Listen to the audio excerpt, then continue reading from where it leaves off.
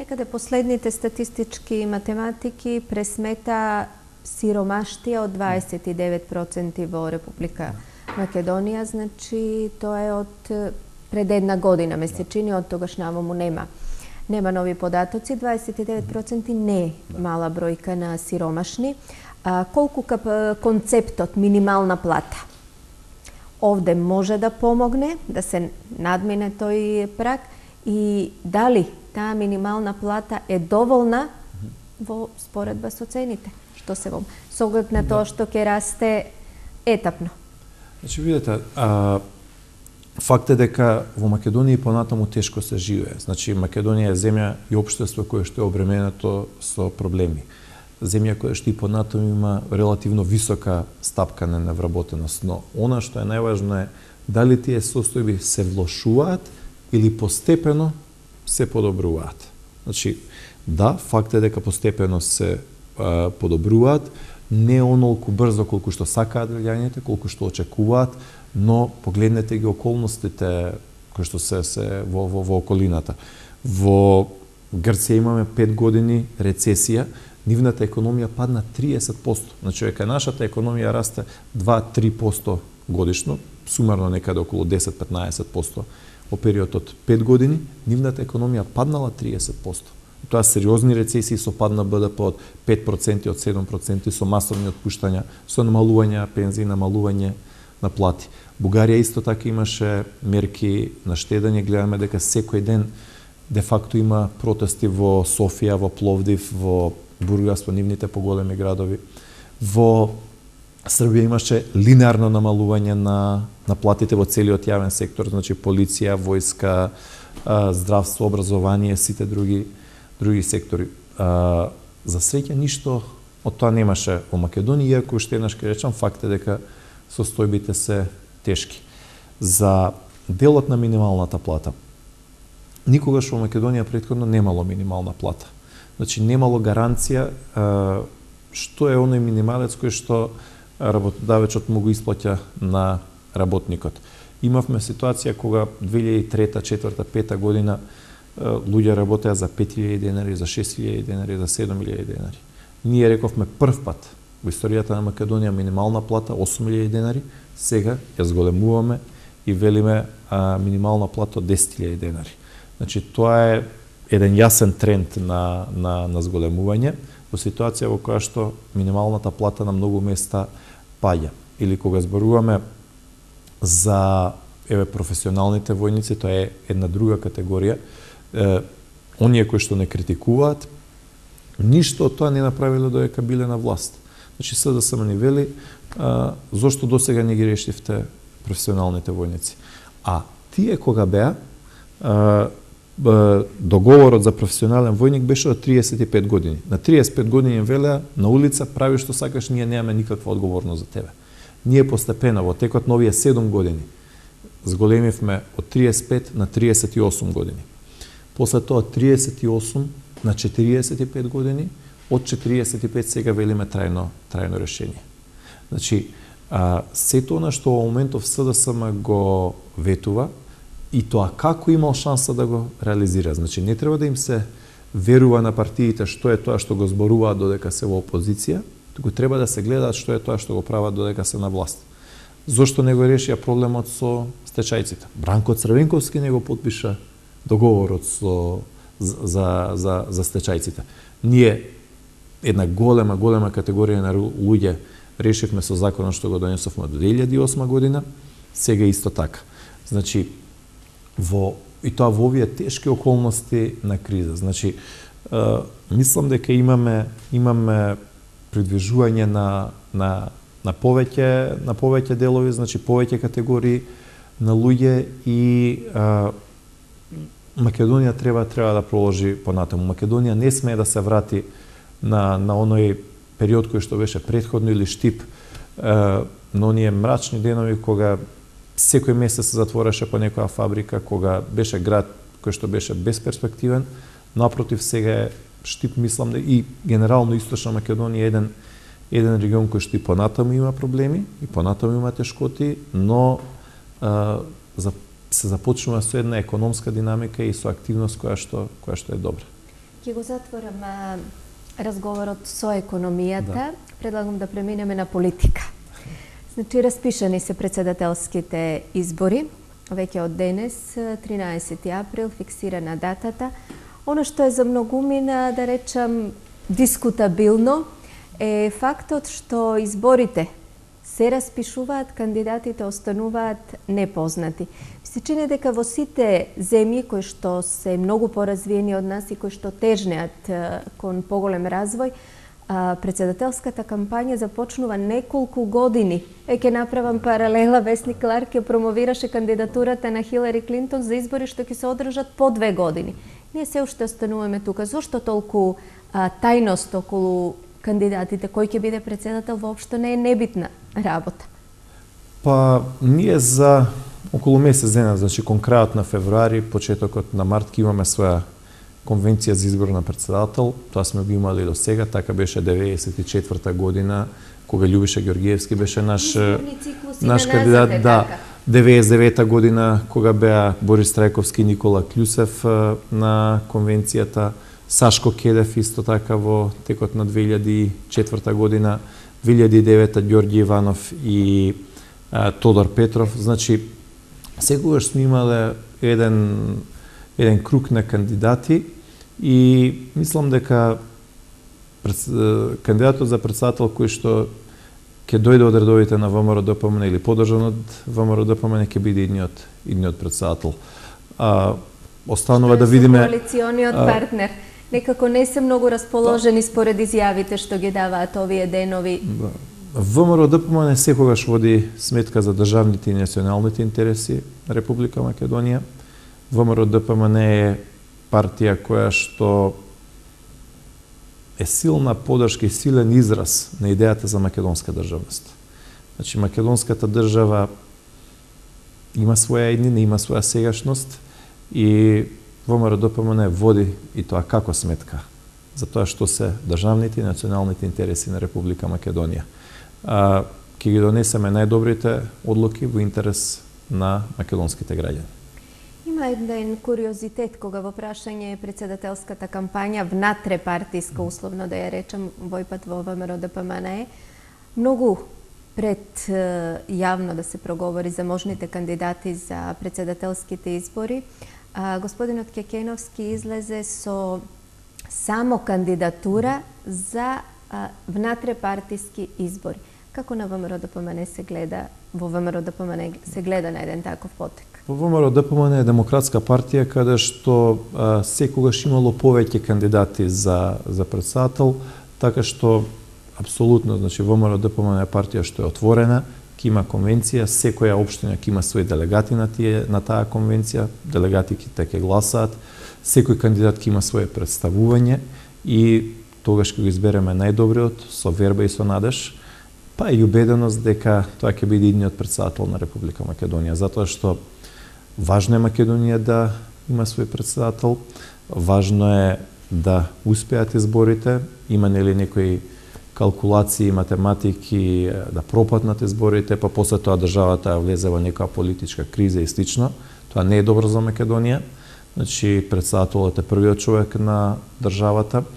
Треба пред светот да покажеме дека имаме капацитет да избереме председател и тоа е една добра порака генерално од Македонија. Истовремено, председателот на државата е и врховен командант на армијата на Република Македонија.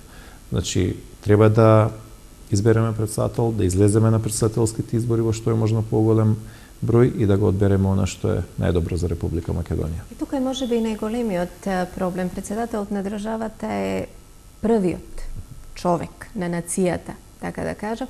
Меѓутоа, никогаш председателските избори не биле атрактивни за гласачите, така што секогаш оно прашање околу цензусот останува отворено. И ми се чини дека не случајно секогаш председателските избори оделе во пакет со некои други избори. Дали можеби, веќе не знам ни дали е шпекулација или јавна тајна или калкулации партиски или желби, како и да го именуваме, значи се зборува за тоа повторно ставање во некаков пакет на председателските со можните парламентарни избори.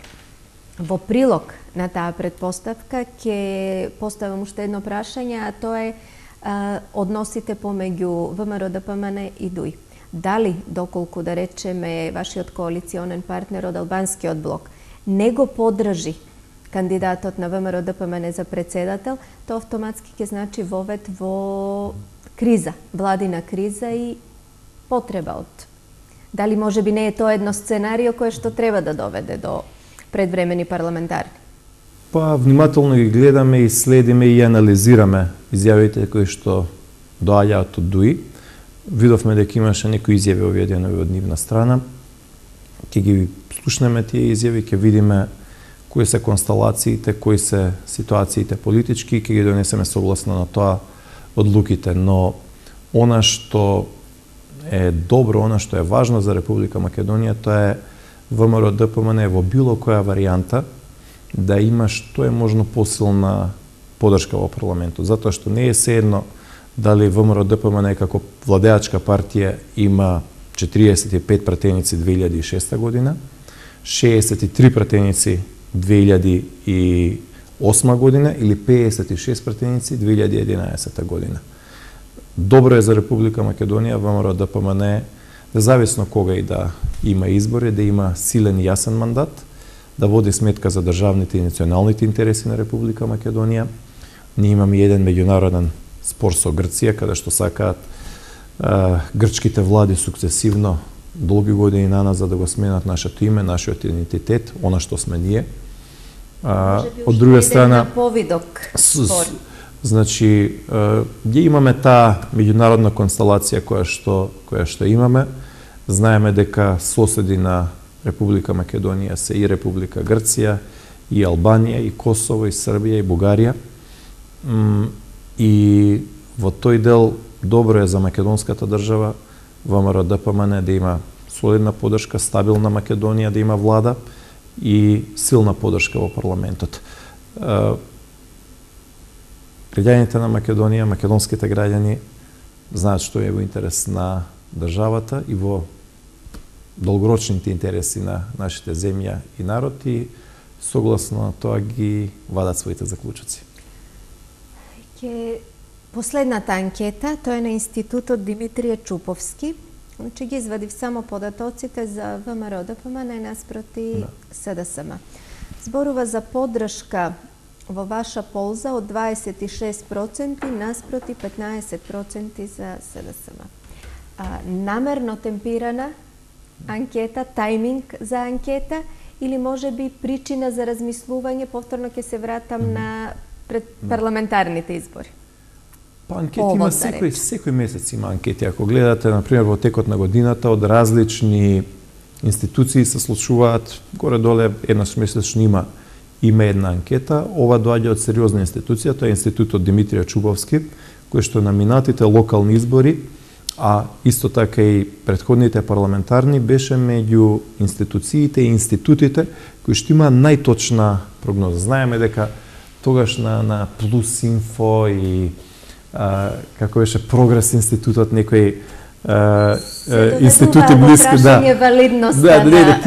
тие велеа мртва трка и слично, а резултатот беше 58 градоначалнички места со 4, 58-4, а тие велеа мртва трка. Значи, евидентно е дека ВМРО ДПМН има предност, дека граѓаните не случајно даваат својата поддршка, но тоа е одговорност. Не сме да има никакво опуштање, не сме да има никакво замирање на активностите, туку строго, фокусирано реализирање на проекти. Тоа е тоа што граѓаните го очекуваат. Поради тоа имавме силна поддршка на локалните избори, значи резултат 58 градоначалници наспроти 4.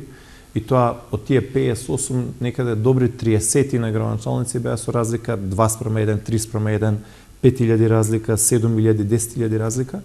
А овие 4 на СДСМ беа многу близко, некаде 51-49, 52-48%, 100 разлика, 200 разлика, 300 разлика. Значи, тоа кажува дека ВМРО ДПМН е изборно компетитивна, но уште еднаш, пред се и над се, како испорачан проект и резултат кон граѓаните. Граѓаните очекуваат од нас, како што отворивме Johnson Controls фабриката во Штип, како што отворивме Кромберг и Шуберт во Битола, како што отворивме Дрекселмајер со 3300 досега вработувања во Кавадарци, да отвориме печуркарата во Свети Николе, 450 вработувања, покрај хрватската градежна фирма во зоната во Штип, уште повеќе фабрики да се отворат, американската фабрика да дојде Амфенол со 1500 вработувања на потегот од Кочани до Виница, нови инвестиции во Делчево, во Берово, во Пекчево, во Македонска каменица, во Пробештип, да се реализира инвестицијата на Маркарт во Велес со 600 вработувања, како што досега ги зголемувавме платите, пензиите, социјалните помошти, да ги ложуваме и понатаму, како што се изгради болницата во Охрид, да се изгради болницата нова во Штип, како што направивме компјутеризација во сите училишта во Македонија, да се проложи со инвестиции во образованието, значи граѓаните се очекуваат конкретни резултати. Тоа мораме да го испорачаме, а анкетите се помалку важни. Ако добро работиме својата работа, граѓаните ќе дадат својата поддршка. Сосем едно прашање за крај, како човек од парламентот, најдобро ги знаете ситуациите и состојбите таму. Дали има потреба, реална потреба од парламентарни избори и дали ВМРО-ДПМН е подготвено за нив? Не бегаме од соочување со граѓаните, напротив, подготвени сме да се соочиме со граѓаните било кога, затоа што ние добиваме забелешки од пратениците од СДСМ, излезете меѓу луѓето, ајде да го провериме кредибилитетот, да видиме која има поддршката, ние велиме во ред. Кога и да сакате, ние сме подготвени, но ние имаме една абсурдна ситуација каде што во Македонија, единствено во Македонија опозицијата не сака избори, бега и ескивира. Причината за тоа е затоа што нема доверба, затоа што секогаш кога СДСМ имал шанса да реализира и кога бил на власт, не го реализирал сето тоа што претходно го ветувал. Кај граѓаните секогаш останува во подсвест наветување, едно вработување од секое семејство, Бранков закон, територијална поделба 2004 година, вонредно сензибилна работа за Република Македонија, приватизација, ТАТ, штедилници, значи тоа се работи кои што се асоцираат со таа партија. Се надевам дека СДСМ вистински ќе се реформира и ќе биде стожерна партија на македонската левица. Забелешките ОПСЕ од ИХР се метнати во изборниот законник, така што има ли можност да речеме за обвинување како што имаше на претходните избори за, да речеме, ајде, нерегуларности евентуални? Има ли друг простор во моментов? Кој губи има право да се лути. Знаете, ние 20 години наназад го подобруваме изборното законодавство, го подобруваме, но како да ви кажам, 98 година законите условно кажано беа недоволно дефинирани и слично, па ВМРО-ДПМН победи на изборите. 2000 година исто имавме полошо законодавство, СДСМ без проблем победи на локалните избори. 2002 на 15 септември СДСМ си победи. Значи, го нема тоа изборно законодавство кое што ќе ја компензира предноста од реализирани проекти или недостатокот од реализирани проекти. Значи, ние наназад Македонија веќе имаме 10-15 изборни циклуси. Што за парламент, што локални избори, за градоначалници, за советници, за претседател на државата. И Македонија е една стабилна демократија во која што граѓаните се избираат, тие го даваат или земаат легитимитетот. Значи, изборниот законник е усогласен, претседателот на Државната изборна комисија доаѓа од редовите на опозицијата, поранешен пратеник на СДСМ Рилковски, така што сите услови се исполнети за претседателски избори, ако има и уште некои други исто така. Така што граѓаните се тие што бираат, а партиите се тие кои што или ги реализираат проектите, или не ги реализираат, или ги исполнуваат ветувањата, или не ги исполнуваат. Врз основа на тоа, луѓето даваат или земаат доверба. Господин Ѓорче, ви благодарам за разговорот. Благодарам се, Ниво. Поздрав. Читувани гледачи, ова беше уште едно издание на Ненајавено. Пријатна вечер.